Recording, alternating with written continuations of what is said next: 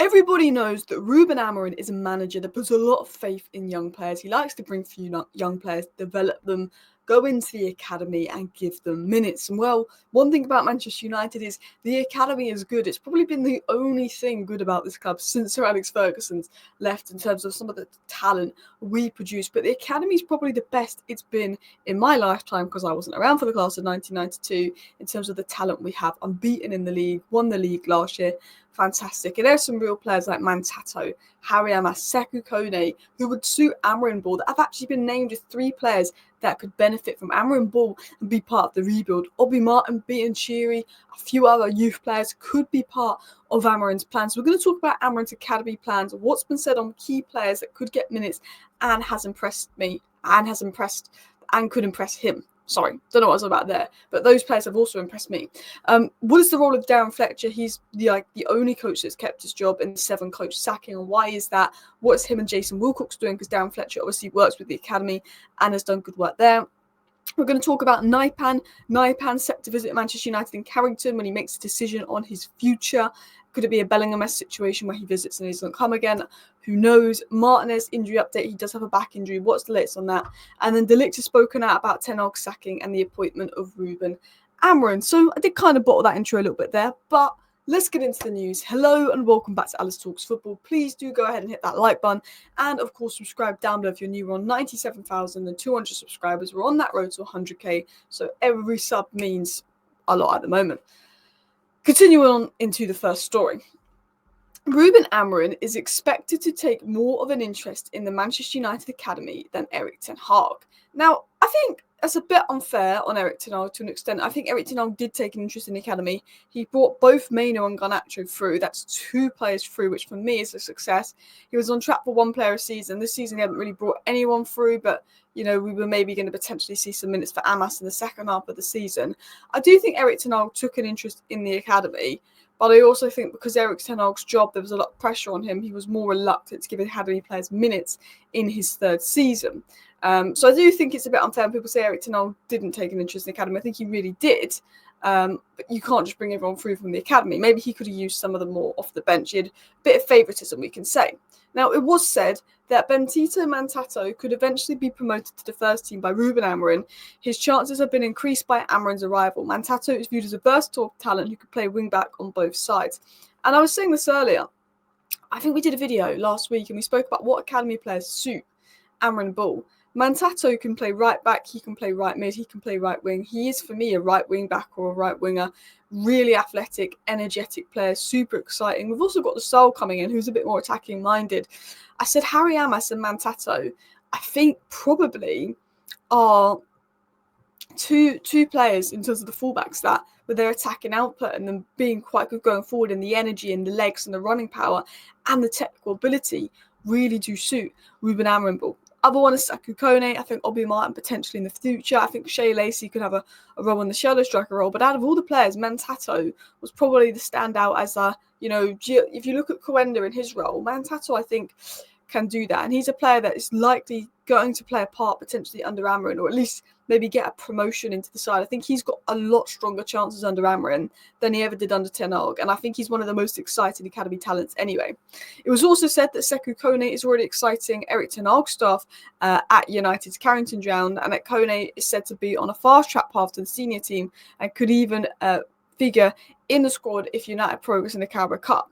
Now, this was obviously said when Erik ten Hag was still in charge, hence Erik ten Hag's staff, but we know that Kone has impressed staff. The only question is, those staff that were impressed have left, bar Wilcox and Fletcher. And that's one thing that's been said. However, it was said that INEOS want to keep signing top talents like Obi Martin and Kone, and they're already working on more signings like that.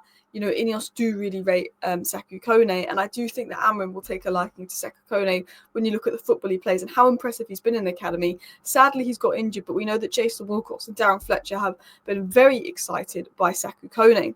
Now, if we're going to talk about Darren Fletcher and we're going to talk about Jason Wilcox, we're going to talk about their role according to the Muppeteers. So the Martinez said, obviously, about, potentially 7 staff going, new fitness staff coming into work under Amorim. They said data like fitness strengths / weaknesses will be shared with Amorim. So what we know is Amorim's bringing in a sports scientist to assess the squad, assess the physical demands of the squad, and see if they've got the physical capabilities to play at the intensity he wants.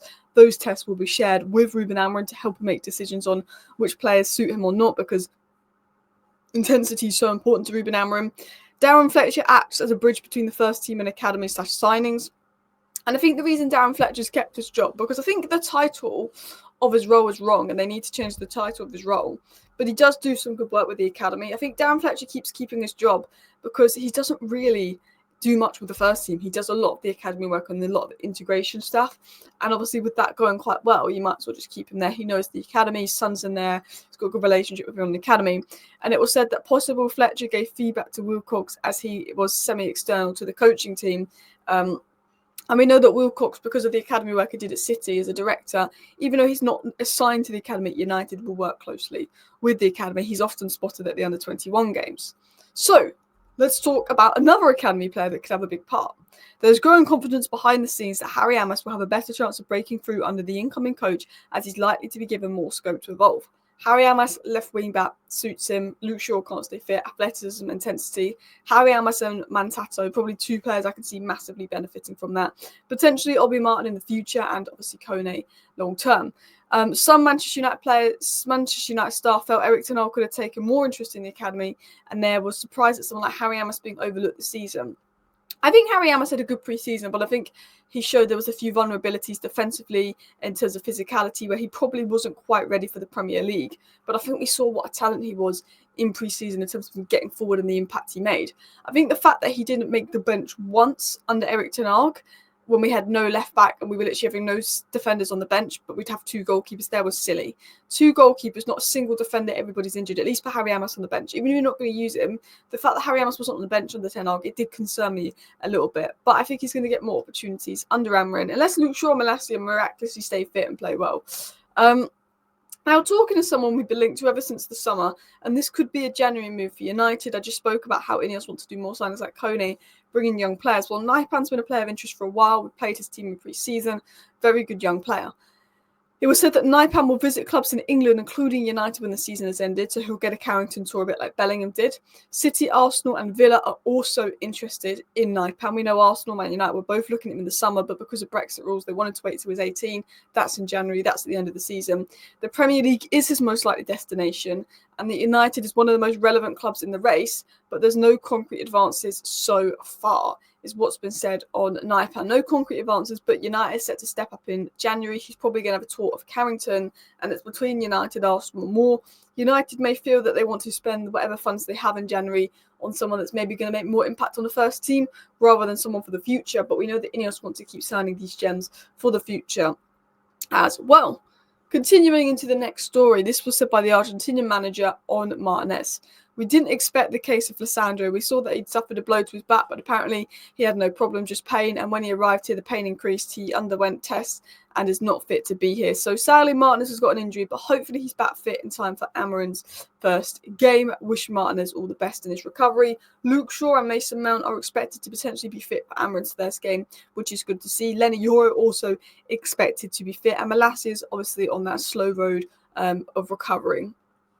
Continuing on, Ligt was asked about ten Hag being sacked and what he thinks Amorim will bring. Ligt said this: ten Hag brought me to Manchester. The aim was to succeed with Erik. He didn't have much luck. We played well in many games, but we didn't take our chances. It was a shame it ended like that. And it's true. I think Erik ten Hag had absolutely no luck. Had Erik ten Hag got the win versus Palace, which we deserved, and then we'd beaten Brighton, which I think we'd done enough to do, we'd have had 5 more points, and we would have been like 3rd in the league at the time Erik ten Hag being sacked, even though it wasn't looking the best because everyone else was dropping points around us, which is crazy. But I do think Erik ten Hag should have been sacked. It wasn't good enough. He said, Amorim did a good job at Sporting. I hope he can take us forward. He's not my first coach and he won't be the last. I didn't join Manchester United just for ten Hag. It's still one of the biggest clubs in the world. I feel really good at the moment and everything is going well. I hope to continue like this. And I think Ligt has had a good season. I think bar the Porto game when him and Martinez were horrific, I think Ligt is having a really good season.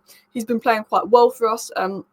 I think it's going a bit under the radar how good Ligt's been. He's impressed me more than Martinez at the centre-backs this season. So I think Ligt is doing really, really well, which is good to see. And he's happy at the club, and hopefully he works well under Amorim. I think he will, because profile-wise, he's very similar to Diamonde. Listen, people, please hit that like button. Of course, subscribe down below if you're new. Thank you for watching. Bye.